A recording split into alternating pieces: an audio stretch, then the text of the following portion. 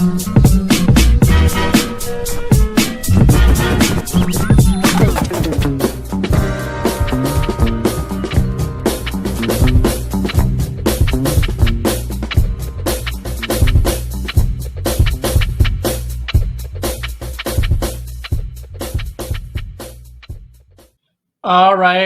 right. Welcome everybody. I am your host, Shiso Moa Hmong Talk.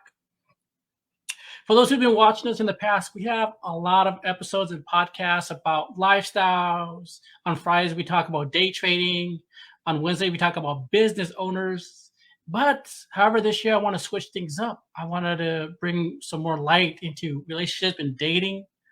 And that's something new that I'm going to be doing. And this is great because next month is Valentine's. That's coming up. Today we have a guest that's be coming on to have a chat. Was a married man, divorced, at one point contemplating about killing himself and suicide. But after all said and done in darkness, he went black pill and is a different man now. He's here to tell his story. We're super excited to have him on and chat. And let's all welcome him. And again, let's get started. Feel free to ask any questions. Your question will be asked at the end. Hey, man. Lou, how's it going, dude? Hey, how's it going? Awesome, Lou. Thanks for coming on the podcast and having a chat about relationship and dating, man. Yeah, absolutely. Yeah. Awesome. You're out in the Midwest. And man, you born raised there? No, I was actually born in Thailand and Bambina, and then we actually moved to California. We lived there for 20 years. We live in Long Beach, then Lompoc, and then Tulare, Central Valley, and then we moved up here to Minnesota in 2000. So been up in Minnesota for about 20 years or so now, 20 plus years. You dated when you were younger, or you got married right away? I grew up in a strict household, so my parents were pretty strict. I was the oldest of seven, so they wanted me to set a good example. So dating, I wanted to date, but my parents didn't really encourage that. They wanted me to focus in school and do well, and they experienced hardships. And my parents were not the best to, not the best, but they were not very educated. So we grew up poor, not having a lot of things. So education was always at the forefront to always do well. So the good thing about it is I excelled in school, but the bad part about it is I didn't have a very good grasp of what a healthy relationship should be or what was involved or what was looking for a partner. So that's the only drawback when I think when parents overemphasize on that is you're good, but you're not balanced. You're off. So when you actually go out there and you start dating, you don't really know what you're seeking, and that was my mistake when I first dated. And but we could talk more about that later. Absolutely. Let's bring this back a little bit about your younger years and before you met your actual wife, and got divorced. But let's go back about maybe growing up as a kid. I mean, you start dating really young, doing even through your elementary or high school or years? It was in my college years. Like I didn't date throughout high school at all. Like my parents, my mom and dad kept me in the lockdown. Like they really didn't want me to engage, interact. So I didn't have any girlfriend throughout high school. Like I did very well. I was president of the Southeast Asian Club. I was in student body. I wouldn't do sports, but we didn't couldn't afford sports, so I didn't involved with it. But when I went to college, I went to a private college down in Los Angeles. So when I went down there, I had the mentality that I had to date a Hmong girl. So when I was down there for 2 years, I didn't date anybody at all either. So I had a lot of good experience of living outside the Hmong community and being myself and learning things and such. But I didn't date much too the first 2 years until the last year when I met my ex-wife online and we really hit it off, and she was my first love or first girlfriend, and I just felt like she was the one, like just like, oh my god, this is just like one of those fairy tale where you actually found the person that you really liked. And I think at that time you feel like um there's connection there, but I think when you're young, you haven't dated much, you feel like that's all there is. And love is great too, but there's other component that goes into a relationship, and I feel love very hard, and so she too. She didn't really have a boyfriend too, and I was her actual first boyfriend too. So we thought that was great, but I don't know, fairy tale sometimes it's not always happily after. And yeah, we did do very well the first 5 years when we got married, but what made it hard was after 2 years, my parents weren't able to really support me financially, going to school in Southern California. So I ended up transferring to Minnesota. Went to the U of M for a year, and then that got to be complicated because she was in California and I was in Minnesota, and I wanted her to wait until finish school, and my goal was to just finish school and go to medical school, and if not become a surgeon or a doctor, at least a PA. But I think with her, she couldn't wait. I think it was just too complicated for her, and the feeling of being alone was too much to handle. And I reiterated, wait for a few more years and see where we can go, and such. But it didn't go to plan. So she came up. Um, she bought plane ticket and came up here. And according to Hmong culture, if a girl were to leave her family, she's automatically married to the guy. And I think that was her intention. And I was caught a little bit surprised by it. And I did love her. My parents thought it wasn't a good idea, and they felt like um, I didn't know her that long, and we didn't know their family that long, and they felt like the best thing was to send her back in the traditional Hmong culture way. And for me at the time, I thought that was just too much for her to handle, and I just felt like it wasn't the right thing to do. So I partake with it and went with it with my gut instinct. And my mom was not really supportive of it, but my dad was not. But he still supported it because he made the same mistake early in life too, and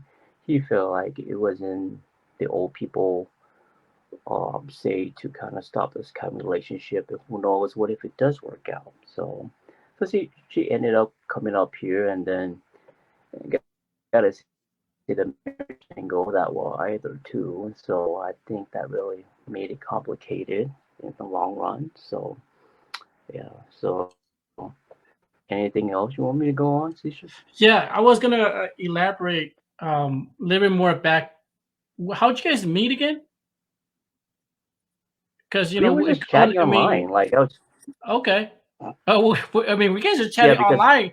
I'm, I'm predicting maybe like the Asian Avenue, maybe area. mhm. If, kind of get an We idea were how old like we are. chatting on a Hmong chat line somewhere, because where I was, it wasn't a Hmong people. So most of the Hmong people in Southern California have either moved or it's in very small pockets. So I met her a few times too. We went out a few times, and it's not like I haven't met her too. I met her parents, and I met her a number of times, and kind of make sure that we kind of at least are attracted to each other or fit in certain dreams or certain goals. And at that time, we did.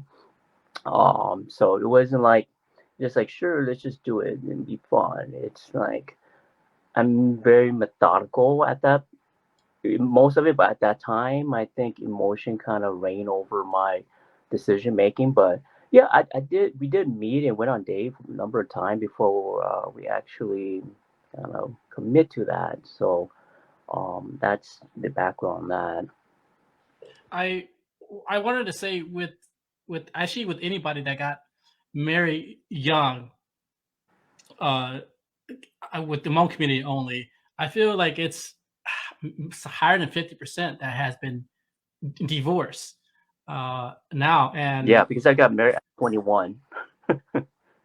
yeah, and on top of that, statistics shows not just for the Hmong but in the whole U.S., women are the one to actually initiate the actual divorce first.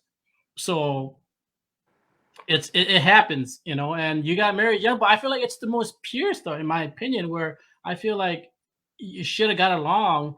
I mean, the only thing you got was you two, too. Yeah, I think we would have gotten along, but the other big component of a relationship that people don't understand much at all is the Hmong community or the Hmong culture or the stigma that come with it. Like, if you're the middle child, it's not so bad. But I think when you are the oldest or the younger, there's greater emphasis on how you're viewed. And when I was the oldest, I was under the microscope all the time. Like my parents or my cousins, they're always looking to how we're doing. And the biggest thing that I think really killed the relationship was having kids. Like, I don't think she was able to have children. And for me, it was hard for me to accept it, but I made that commitment to her that, for better, for worse, we'll stick it out. And as a Christian too, like I could never divorce somebody because they can't have a child. I told her, we could adopt too. We can't if we can't have it, but it wasn't in her. She didn't want to adopt or do any of that. And I think when she couldn't, we didn't, were able to have children. I think there was ideas of my parents for me to go and find another wife, and she did hear that, and I told her that I would never do that. It's just like we made those commitment, and we have too much invest in each other, in time and asset and resource and just a lot of things. And I don't know, I couldn't let it go too. It's just like my dad wanted to. When my dad died, he told me to kind of he knew it was time to let go, but I was stubborn and I didn't let go because I wanted to prove my parents wrong and other people wrong that, sometimes these things where people don't believe it doesn't work, that it will work. And I think that was my biggest downfall was letting emotion overtake a lot of commonality because I know after the fifth year of that marriage, it was difficult. When we didn't have children, it just started to fall apart. We we we did things together, but you knew the connection wasn't there as it was anymore. And I think the more that I tried, the more that it just kind of fall apart too. Like we try to be romantic too, and it just seems like the the feelings is not there anymore. And after a while, you kind of give up too, and you don't want to try anymore. And sometimes you just stay because of the finance or what you have, or if you have kids, sometimes you're staying because of the kids too. And I talk to a lot of people, not just me, on how I go through this. And I usually talk to older people on what they're experiencing in life, and I gain a lot of insight from them too to see what are some of the mistakes, what are some of the things I did right. And relationship is not it's not easy, and it takes a lot of work, a lot of effort, and a lot of communication and trying to understand each other, their faults, and being able to come to terms with them and accept those faults. And there were some faults that surprised me, that I didn't know that she had.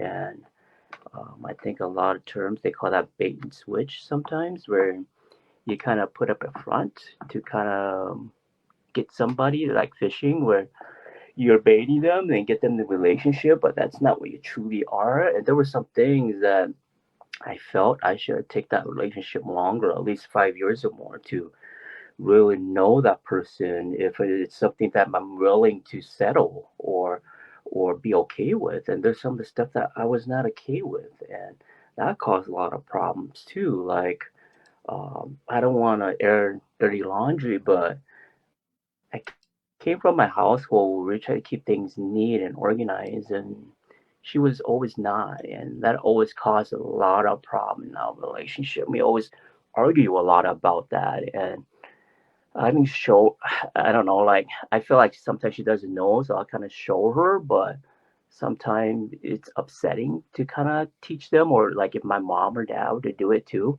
it feels like whenever they come and do that, it always end up in an argument too. So it's a hard way all around. Like, and there's always this issue when it comes to relationship where you either pick your parents or your wife, and I feel like I was always in a struggle. Like, mom and dad would say, you need to talk to your wife more and make sure she do this and that. But turn around, the wife would come back and tell you, you need to tell your parents not to get involved. But what is a fine balance in between that, whether it's mutual agreement? And I think that's one of the biggest fallacy to relationship is uh, this family. Like, if family is a big thing, then you need to make damn sure that both family are okay. And that's why I never really understood arranged marriages, but I started to see why India and Chinese and certain Asian cultures still practice it, because yeah, even though they don't have love at first, the compatibility rate is much higher, like the same values, the same kind of thinking. The possibility of that falling apart was less likely. Not saying that's guaranteed, but you tend to stay together more because of a shared interest. Like, yeah, doing what we're doing now is great, but you really have to spend a lot of time to really vet out that person. And nowadays, I don't think people have the time to really do that. And it's a more of an instant gratification kind of society where if it makes me feel good, then do it. And yeah, you could do it, but the repercussion and consequences that follows it are big. Sometimes it's not, but what if you get a kid, or what if it's something else happen, or let's say you're with a girl and there's false accusation that you slept with her, and now she said that you raped you. So there's all kind of things that comes into play nowadays, where I think that plays on to more discussion as we talk more. So I let Cecil speak a little bit more. I'm talking a bit too long. Okay, I can't hear Right. you. During your college year, you're really pushing really hard in your career, and sleepless nights just focusing on your career and your goals. However, the troublesome is your wife at the time wasn't taking care of the housekeeping. You had to pick things up. I mean, you were kind of the house dad, and the janitor of school. I mean, we're talking. What was she doing? I mean, at the time. Well, the thing was, I don't know. It just, when I look back now, when I visit their family, their dad was the one that ended up cleaning the most of around the house. So I started to put the pieces together. And she expect that from the guy, because her dad, when I go visit them, her dad is the one always constant picking up, vacuuming, and doing things around the house, inside and outside. So I think when you see that your other partner's parents and how they behave, it kind of set an example on what you're gonna get. So even though they say that we're individual, we're who we are, but psychologically it's imprinted on us that this is what we expect in a partner. We kind of see that the same thing with women too. When we see our mom, that's kind of what we want, and that's what I was thinking. My mom was strict as hell. Like, she was clean as hell. Like, she always beat us down. We don't do things, and that's kind of what I was expecting, but it was a totally opposite, that I didn't spend enough time to kind of really see that side of her. There's a saying. There's a saying. Limong hai tia, jalo hai tia. You by your la, you share your la tu in Thai. You tan chalo jeneng, right? Oh yeah. And when you in the dating phase, to ishitana, like sure ka tan cho, right? By the lo j, share li ja, ning cha, le nia le zi, tan cho, my Asia side. And there's a saying about that. And at first, for those who are starting dating, it's they don't see it. It's just No, she's no. gorgeous, she's pretty. Oh yeah. Whether she has flaw or he has flaw, you just ignore all that. But as you get older, and maybe after a divorce, you start wait. I'm gonna backtrack a little bit, right? Double check, right? Oh yeah. Yeah. Yeah, there's like whenever I kind of get interested in girl now, I always check red flags. I like women should shit test men. Like I don't shit test them, but there's certain question I do ask and certain response that I kind of evaluate or look at it. And the same thing with men too. When I want them to be in my inner circle, be friends with. Like for me, I'd like to at least have people that kind of have the same thinking. Well, that's positive. That's gonna steer me in the right direction. And it's just not for women. I think it's the same thing for men too. It's just for friends. It's just you really have to vouch for the people that you hang around with because you're basically going to become um, those five people that you are the closest with. And as I get older now, I'm very selective on who I allow into my inner circle, and that's friends and girls. Where if they're talking about ideas or business or thinking about elevating themselves or positive or helping you in a way with not much back or just being a true friend, sure, great. But if you see that, if you feel like you just don't fit in, then it's okay. It's okay to go and try and find new things and I don't know, like for me after the divorce, like I thought about moving back into the Twin Cities, but I stayed up in northern Minnesota as the only Hmong person up there for 7 years and out in the woods in the middle of I live on 16 acres. It was my second property, and at that time I wanted to move up on the career ladder, so it was difficult to kind of find a management role here in healthcare in supply chain in the Twin Cities. So that was the only thing that they had, and of all things, it was my second property where I hunt and fish. So Uh, um, I wanted to bring that up because that kept your sanity. Because too, at one point, you were contemplating killing yourself, right after oh yeah, your yeah. after your divorce, because all the headache. And I'm gonna speak a little bit, bring some light to this because little do those who are listening, as of last week, there was two young gentlemen. Maybe you didn't know. There was a Hmong lower guy in the Twin City who hung himself due to a relationship, a very bad relationship, that incident. And then also another one in California, a Hmong Shong brother, the same week. Very young men. One was 19, one was 21. They both hung themselves due to a very bad relationship issue. I'm not going to point any fingers, but it's just something that literally just happened. That brings me back to circle to you and bring your points to light and why you were able to get out of that dark. I mean, good thing you have a big, huge land to hunt and want a peace of mind. Maybe bring some light to help some of these men to not take their lives. Yeah, I'm kind of glad I kind of got stuck up there and I didn't really say it was just too hard. Let's go back to mom or where there's a lot of mom people. And after she left, it took a toll on me. Like it really reevaluate myself as a man on what the hell that I did wrong.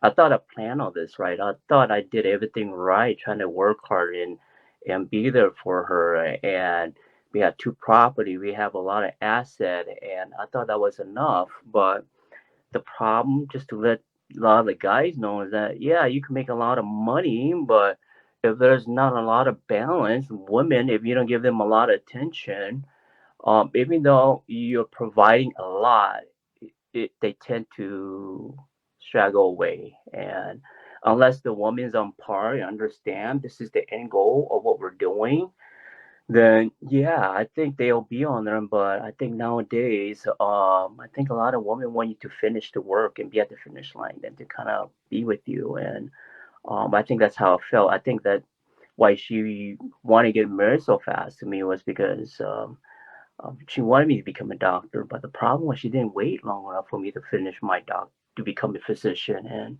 I gave that up for her, and I gave up my relationship with my parents for her. And I think that what killed me the most was I gave a lot away, and then just to all the guys, never do that. It's just like you feel it's the right thing to do, but when she does leave you, you really have nothing. And there was a night where I cried myself to sleep almost every single night on the couch. And you could reach out to people, but I don't know, unless people have gone through the same situation, it's very difficult to talk to people with these things, and most guys won't too.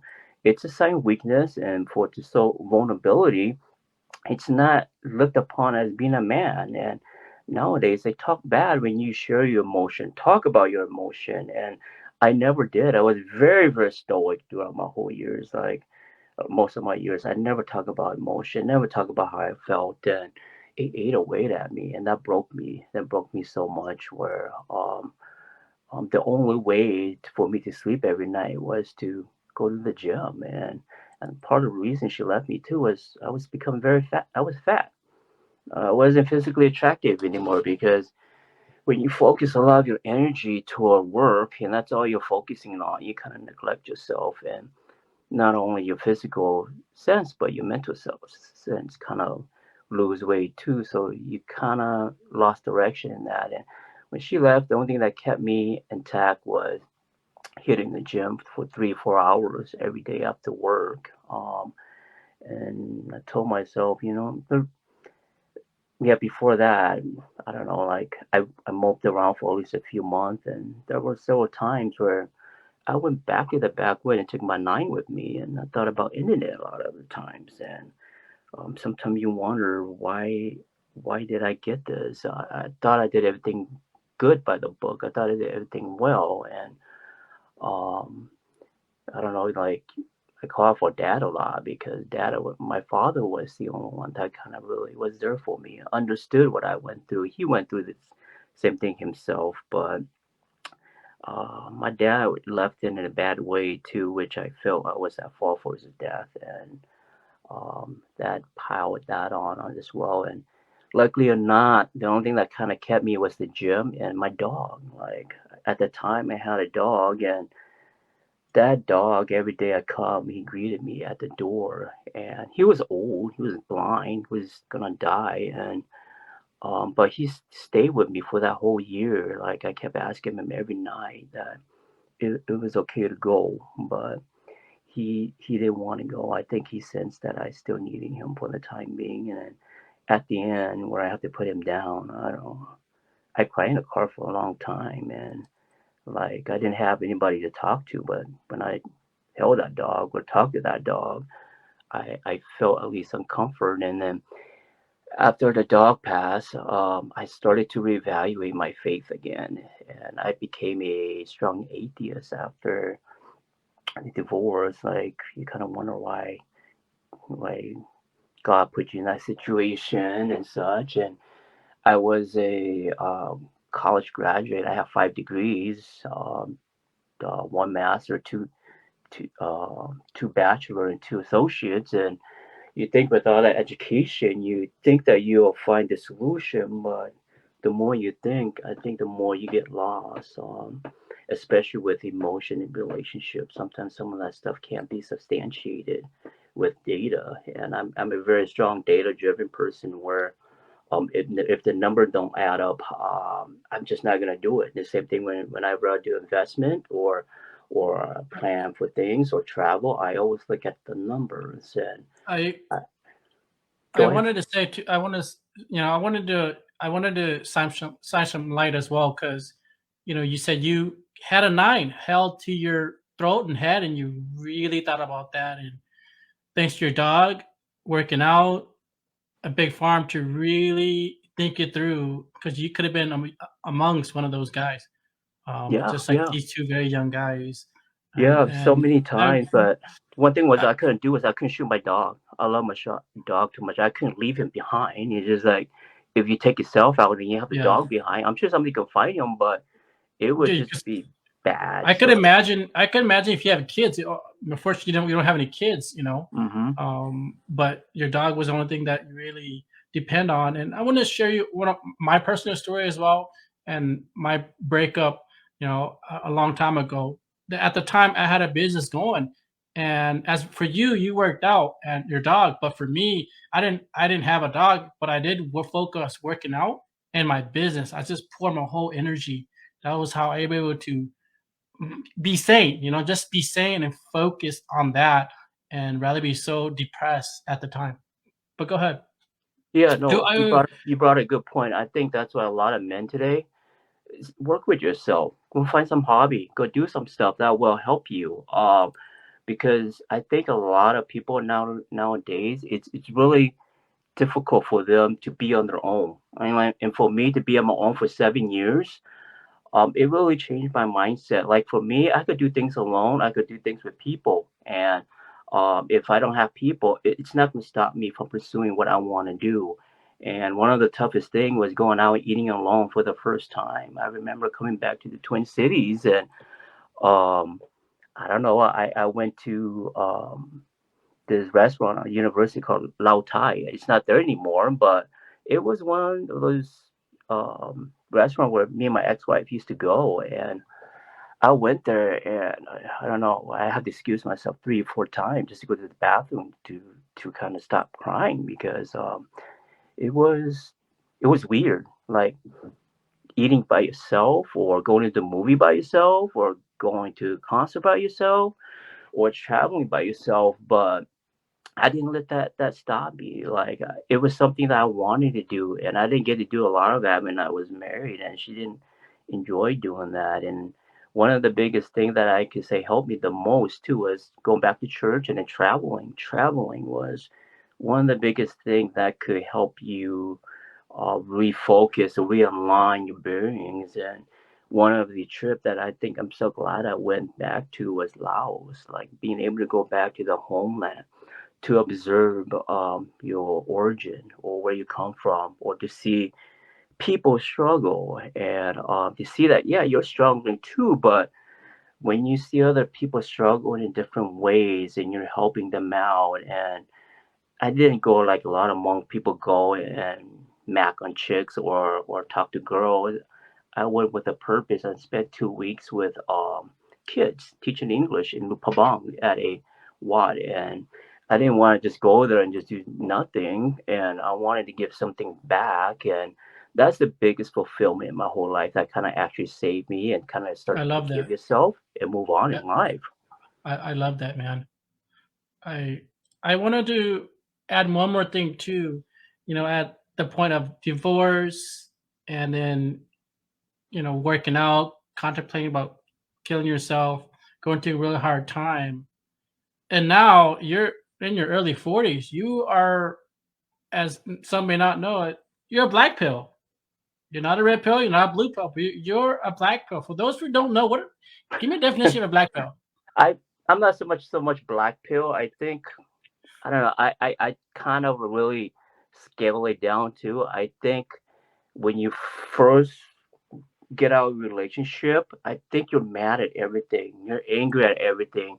You're angry at women. You're angry at God. You're angry at why things happen to you. And I was black pill for a while. I'm kind of glad it put me in that mindset, because if I didn't, you know what, I could just go out and start dating and screwing around and drinking and doing things that I know it's not healthy for me. And I'm just kind of glad that I kind of shift my mindset, that I'm just going to focus on myself, and kind of think that, it part of, it's not just all her fault, but I think part of it is my fault too, and I need to really refocus myself and look at myself. And because it's not going to get any better, like people would think that it's the other person, but half of it is probably you too. So I was black pill for a while, and then now kind of blue pill now too. And it's admittedly it's hard for me to really get involved with westernized women here. Like I'm talking to a girl in Wait, Thailand. She's okay, not Hmong. before we go there, I'm gonna Mhm. talk about that too. Since you're in the Twin City Midwest, let's talk about this dating. I mean, this is not chat AOL. This is not Hmong talk. This is not right. This is not Asian Avenue no more. Mhm. And but this Asian modern, Avenue. yeah, but bringing it now to the modern dating, I see that you have a thing for not dating these so-called modern Hmong women, and you just kind of stay away from them altogether.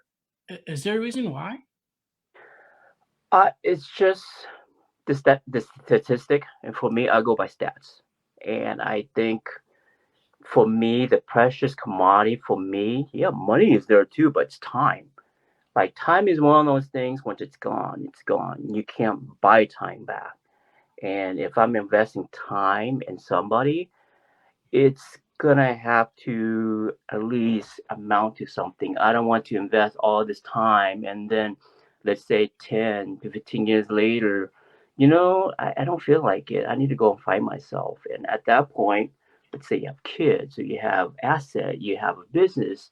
I just can't go back and restart that. And personally, my last divorce lost 100K, which is not bad compared to when you hear from other guys who get reamed out in the divorce court where some of those guys are losing over a quarter million, half a mil. So I kind of got off easy. And yeah, that 100K would have saved me maybe another 10 years of working, but you could always recoup that back. But for me, it's the time you put in that person where, like for me, I always try to do well, and I'm not always perfect, but because I grew up in a household where my parents fought a lot, but they never divorced. Like they always come back and try to reconcile. But nowadays, you don't see that. If you don't feel like being in a relationship, then let's just go our own way, make us feel better. And for me, I can't do that. If I'm making a commitment, I have to make damn sure that it's going to amount to something. And I'm not willing to get married again or sign any kind of document where I'm going to be marrying the government with it. It's just if you want to be together, I mean, just stay together. And if it doesn't work out, you go your own way. You have your own asset. I have my own asset. Let's not get that involved. So that's where I'm at. And at one point, I really wanted a family a lot. Like I always wanted kids, but I don't know. I think I'm at a point in my life where, yeah, they say 43 is young, but I don't know. Like, I just want to be realistic. I don't want to work my ass off for the next 25 years. And if I have kids, they're going to try to provide the best that I can. And um, there's ample opportunity for me to make six figures. And if I want to, could I do it? Yeah. But what people don't realize is the stress, the time commitment to doing those jobs are not very easy. And a lot of women like that idea, but a lot of those jobs entails not just 40 hours, maybe 60, 70 hours, and not a lot of vacation. If you do go on vacation, you're always on call. And I I have a simple taste of that. And that's what I, women don't I want understand to they're dating six-figure guys. the with you back in the dating scene. Are some of these women and their expectation you just through the roof for what they're looking I for, think back and why then you it kind of wasn't. steer away from that? Yeah, I think back then it wasn't so much. That was like 20 years ago. I think it was still realistic, but I don't know. I don't date now, so I can't. I don't want to make that prejudgment. I'm sure not all women are like that, just like not all men are the same too. I think there's different scenarios, but when you hear podcasts or stats on relationship on how marriage is at its lowest and how dating is nowadays, not just in the Hmong community, but in general. It paints a picture on the future, on where it's going. And a lot of men, I don't think they're not scared. Oh no. Let's see if he comes back in. He's not done yet, but he locked back out. We'll have him back in. But you know, I just want to bring some statistic to that too. But the numbers are definitely in the court favor. If you are going to get married and just be divorced, it's definitely going to be on the woman's side. There's no doubt about that at all. And well, from the next part when he comes back in, he is dating someone in Thailand, and he just enjoys and adores this woman from Thailand. From the last time we talked, he barely dated in the U.S.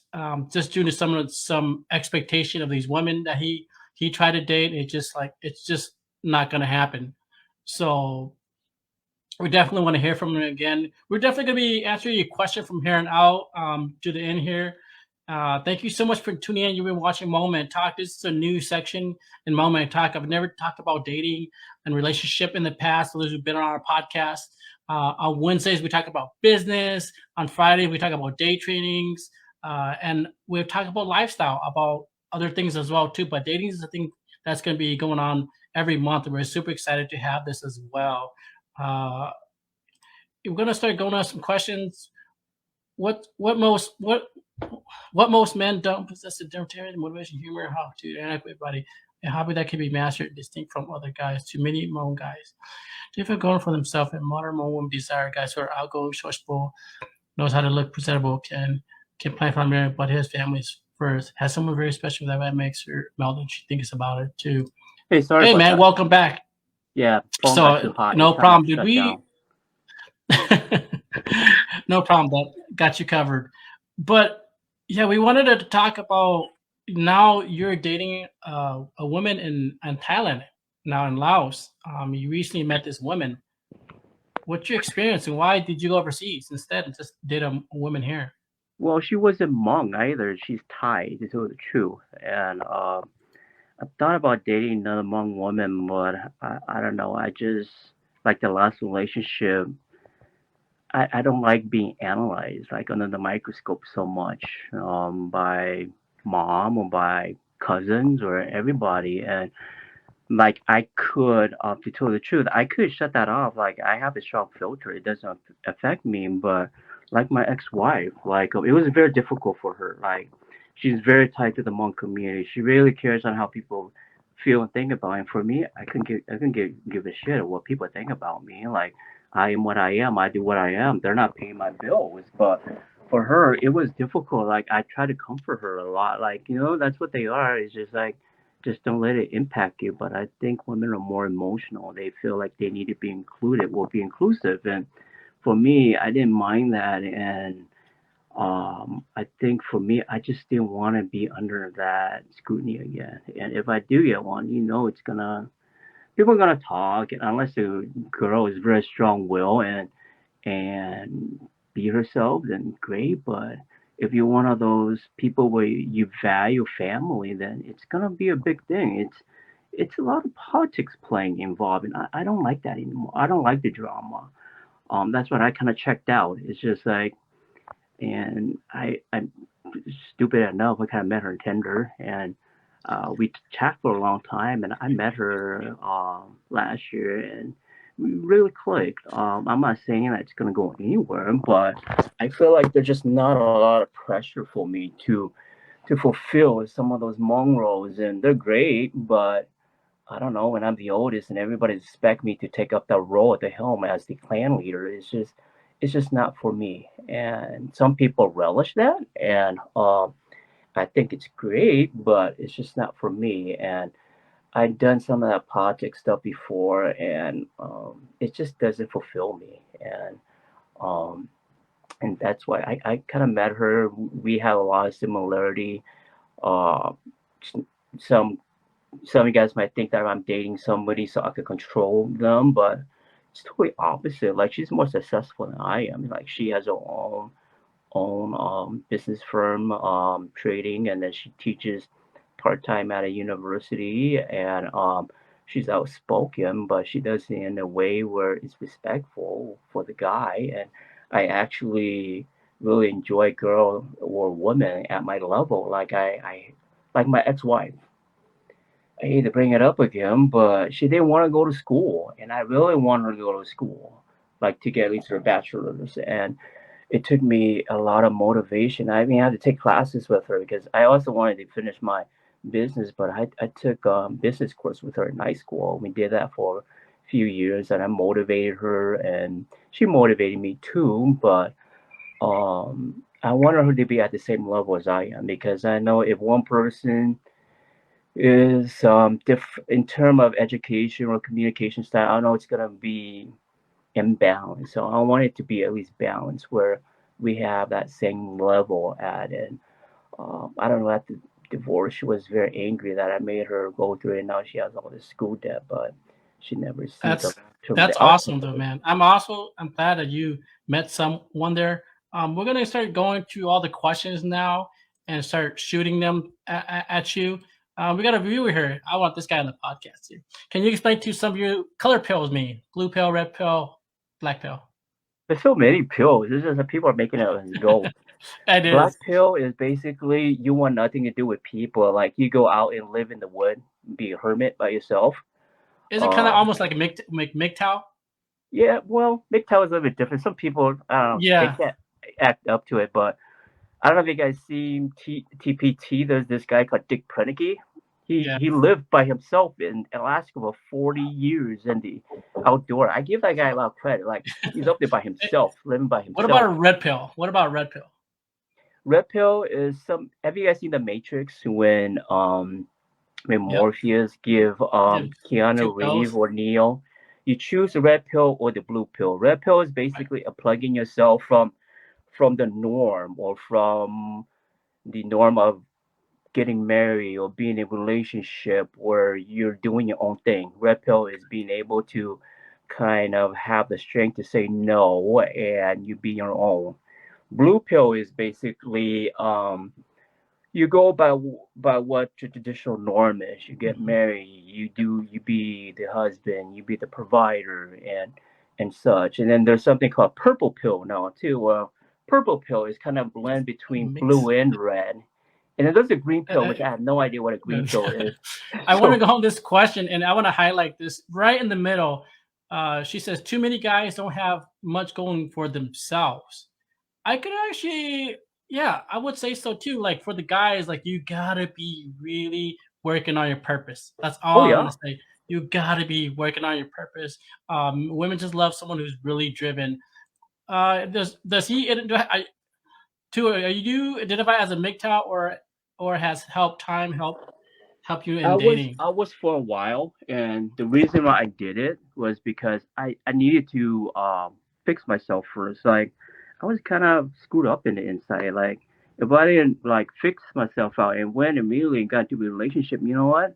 And I see a lot of guys and women that does this too, where they don't take that time to refocus on themselves, and they go back out and do the same thing. And I see some guys out there get married 3 4 times still hasn't learned, and sometimes it's not the other party, sometimes it's you. And I purposely put myself there in order to kind of reanalyze myself to get my bearing back in line before you go back out again. And at least that way you have some clarity on what you want to do in life and not just go out because you want a physical need or you want to be valued. And if you can't value love yourself enough, then I think that's why so many Hmong men nowadays have that struggle. And I hate to say it, but I used to be a Boy Scout leader and I used to work with kids too. And a lot of them are from single mom home. I'm not saying that that's bad, but even their dad is present, they don't have a lot of presence in their children or what they do. Like when I was a leader, I tried to have some of the dad go and participate with camping or do some activities, but some Right. of them want nothing to do with it, and that's the problem when you don't have that. And I could speak for myself too. My dad, like, he was good, but it was very difficult for him to kind of connect with us. And the only time they was able to connect with us when we went fishing, and those were some of the best memory was being able to fish with dad. And that's why I have a strong affinity to go fish or to That's outdoors because that's a that's a really great hobby. But have you seek any professional help, like therapy, or rather than just resorting to your hobbies, like working out and oh, for playing with me, your dog? I think just hobby. Like I would too. I think in the future I would, but I think for me is the biggest thing for me. Like I did all my hobby, but I felt something was still missing, and the last piece was faith in God again, and be able to love and forgive. And I think that is one of the hardest things that anybody could do is be able to not only forgive yourself but the other person. And I forgave her. Like I have no ill feelings or none anymore. And sometimes those emotions do come back, but you're able to move on. And I think when you can't move on or forgive, I'm not gonna say that's gonna take maybe a few weeks. Sometimes it took me 5 years, 4 years to kind of move on. And people say that's long, but I think it was appropriate for me. And each person is different on how they process emotion or how they move on in life. And all I I can wanted to say is say, don't I rush. want to. I want to say it. I mean, another gentleman asking me. It appears that a non-traditional woman is something you like. How is that different from the modern woman? It appears that non-traditional is something like let me see there. It appears that a non-traditional is something I for me I like modern women too, but I want them to compliment me. I don't want them to complicate my life, and I want to compliment them too, to the point where we're adding value to each other. I don't want to always argue with certain things. I'm sure there will be argument, but I want to make sure that when I need something, that you're able to come to me and ask me how things are doing. I want to be able to reciprocate the same thing. And for me, it's always reciprocation, giving like Newton's second law. There's always an action to a reaction, and for me, it goes both ways. It's just not just go one way. And sometimes I feel that it's that way with either male or female, and it's hard to find that balance. And I don't know for here. I'm sure there is, but I don't know. After what I've been through, it's just something that I don't want to experience again. It was one of the worst things in my life that you could experience. And for me, after I went through that, I can't judge people on what people feel the way they are unless you've gone through those person's shoes or been there or got that gun in your head or know how bad it feels just to wake up every morning. Then I have a strong openness about why people are the way they are. I think it's not how they want to be, but I think it's just certain experience that have made them that way. And some people are able to get out of it, but some can't. Some resort to drugs, sex, alcohol, or abuse. So I think it's what you make of it, and that's why it's so important to be able to love yourself and find hobby and move on. And I can't overemphasize that enough. That you can't always make yourself to be the victim that you. There's another question here too as well. It Huh? says, there's another question. Do you have any good buddies to talk with and share feelings with? In addition, are you now sympathetic friends to other friends going through divorce? And do you now try to reach out to them? I do. Like when I was living in northern Minnesota, when I was only the Hmong person there, I at first I felt very out of place, but what I find out in life is I don't know, when you live in the Hmong community all your life, you feel like this is all they have. But I was exposed early on in my life. Like I always like to say, like send me to the wolf pack and I come back leading, and that's how I always try to live my life. Where I went up there, I didn't know nobody, but I made friends that were like family up there, and the people that I confided in, I think that's what helped me too. Like I did talk to people my age. A lot of people that I'm friend with are old people, that are retired people that has gone through life, that know what's involved with relationship with money or within like in the gym. Like I spent maybe an hour just talking to some of the old people, like relationship or money. And at church too, I think when I was at church, I didn't just go to church. I got involved. I was in small groups, led groups, and do things, and able and I went on mission trips too with some of these church people, and they were able to share with me some of the stuff that they would not share with anybody. And I think I became very close to this older white gentleman. He became like my dad, basically, where he shared about his experience too, a divorce 2 times, where he thought about killing himself too. And what's worse was one of his kid committed suicide, and it was one of the hardest things that you have to deal with. And been through 2 marriages, and it's through those people that I value. And all I could tell a lot of the Hmong guys is don't just limit yourself to just Hmong friends too. There's a lot of people out there with experiences too, and I'm sure that they have it too. But I think because a lot of Hmong people here, they don't have a lot of experience living here. It's hard for them to kind of like some of the older individuals. It's hard for them to explain on how to live, and I always gravitate myself to older people, open myself up to them. When I travel too, I travel alone myself, but I always when I sit by old couple, I always ask them, how did you guys make it through your relationship? Or sometimes I talk to guys too, like when I'm in a different country, in Laos, Mexico, or and such. I always ask him, how are you in your relationship?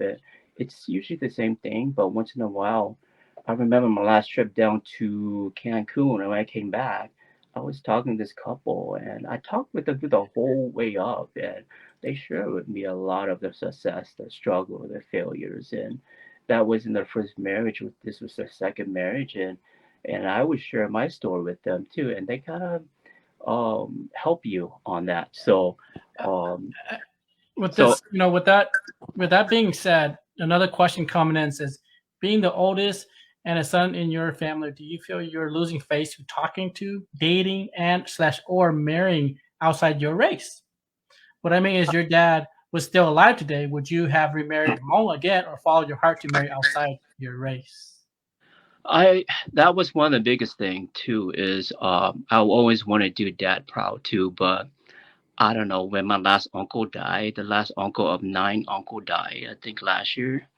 Usually, when those guys die in their deathbed, they usually tell you a lot about life or their final say with no filters. And you did tell me that even though my dad's not around, that it's okay to live what you want to do, what you be. This is a different country, and be what you are. And you mentioned relationship is not easy. It's not for everyone. And if he were to do it again, I think that's what he might have done. He don't regret his children, but it's very difficult to really find that. And he mentioned that our family hasn't have the best luck in terms of women, which is not the which is just kind of a saying, but I kind of took that too hard. And him and I, we always had differences on things, but when he was dying on his bed, and even my uncle and my dad too, it's some I don't know. You kind of look at them, and there were some regrets, and I just don't want to live in a life of regrets where you're in that deathbed and then you're wondering you should have done this or that, and it's too late. So, I think for me, it's hard. Like when I was the oldest, Dad took me to a lot of the clan function and taught me how to articulate certain values. But when I went to college, it took on a different mindset. And when you try to live in both worlds, some people could do it, and it's very talented of them, but I just couldn't. It's just you do one thing and then you're falling on the other. So I kind of made a decision to adapt. And like I said before, I came from a scientific background where I believe adaptation and evolution is important, but I still appreciate my Hmong heritage and my background where I'm glad where I came from. But some of the stuff that we're doing it's good, but I think it could be improved upon. I'm not saying it's bad, but I think if you still want to do it and practice, it's great. But for me, I have come to peace with it. I have relinquished that role, and I've given that to whoever in the families who want to do it. Like my third brother, he's willing to it. I told him, if you want to take that over, I'm okay with it. Because, I see a lot of people trying to live something that they're not, and deep inside, they're not happy. And that spills over to a lot of things in their life. So, I don't know, seeing all those uncle die, my dad die in vain and in pain and regrets, it really makes you rethink about life in general, how you want to live it, because life is short. Like, I feel like I just turned 21, but look at me, I'm 43, and it's just the older you get, the faster time just pass. So I want to I make it the best I I can with wanna the time I have. I wanna I wanna. These are gonna be the last two questions that we're gonna wrap things up under the hour. And this gentleman says, how come long distance? There's plenty of women here, different race. How do you guys spend time together, communicate? How do you miss physical connection? And then this is the last one. Do you think that because of promiscuous nature of human being and hypergamy nature of women, a failed marriage is inevitable? Pick one of the two, and then we're just gonna go Well, on in the show. there is a reason for long distance too. It's one of those things where I don't want to do it, but my long term goal is like I don't plan to work here. Like I did the math and numbers too, and it's different for everyone. But for retirement, I don't really want to work another 20 to 30 years and try to save up to over a million or more to retire. And the rate of inflation, the cost of healthcare is just going up each year too. And by the time you save enough, I'm not even sure it's going to be enough. And if you do have kids, if they love you, they take care of you. If not, then you're going to be struggling to make ends meet. And for me, my long term goal is hopefully retire in Thailand. And that's why I looked at that route, either Thailand or Central America, where if I have to work, I want to work for at least another 15 years or so where I could retire comfortably at maybe 500, 600, 700 at the most, where I could buy a home and that could last me forever. And work is great, but once you reach 40, it's not that fun. Like, unless you have your own business and you're doing your own thing and you're your own boss and you want to do it, then great. But if you're working a 9 to 5, all I can say is it's very grinding. It eats at you. And like, I was offered a job in Green We're still, Bay. I mean, we're 40s and still hustling, Oh but yeah. it's been very insightful. You having the first guest to come on and talk about your relationship, your dating, divorce, and of course, almost killing yourself at one point. I just want to wrap this at the hour and say thank you for everybody for chiming in. There will be more shows like this. Men will be coming on, being very vulnerable of stake because I want that's what I want them to be and really show their emotion and where they're at that point of pulling that trigger. But I'm happy you didn't do so to have this talk and shine some light. And this, I just wanted to end it here. And I really appreciate your time so much for coming on and sharing some light. Yeah, just one last note to the audience and to the men that is life is like season. There's certain season in your life that will be fruitful. Certain season in your life it would be like fall where things were fall, or be like winter where things were not growing, and spring would grow again. And you got to realize that it doesn't last forever, and ending your life or ending other people's life in response to that is not always a solution. And sometimes if you need to go black pill, red pill to refocus yourself, I fully support that. And I wish there was more support for men out there. And hopefully you will find some kind of platform too to have men talk comfortable about themselves. And it's one of those things where these things are not comfortable to talk about. And I remember back in the days, I couldn't even speak with crying. And now it's a little bit more different. And I just want guys to know that it's okay, that it's if you fail, it's all right. We live in a culture where failure is like losing face. And that's how I feel. And that's why I wanted to kill myself, was because I was not only failing myself, but everybody, and that's not always true. And you got to do what's right for you, and make sure you find like-minded people that will steer you in the right direction, and find things that are productive that will help you grow at the end, and um, that will be I don't know. For me, that path was hard, but it's been a fulfilling journey. It's not always easy, but always try to surround yourself with positivity, and try to always do good. So, you know, and you're not the only one Yeah. out there. There's people that struggle like this every day too. So always think about that. Well, again, this is why we have this platform to come on and talk about this. And again, I'm no consultant. You know what I'm saying? I just have a space for us to talk of what's on our mind. Again, let's wrap it things up, man. Too again, thank you so Yep. much for your time, and hope you're doing all well. And let's hang out sometime as well. Yeah, it's been fun. Cool, Great. Thanks. Appreciate it. everybody. Thanks again. Bye now. Yep. Take care. Bye.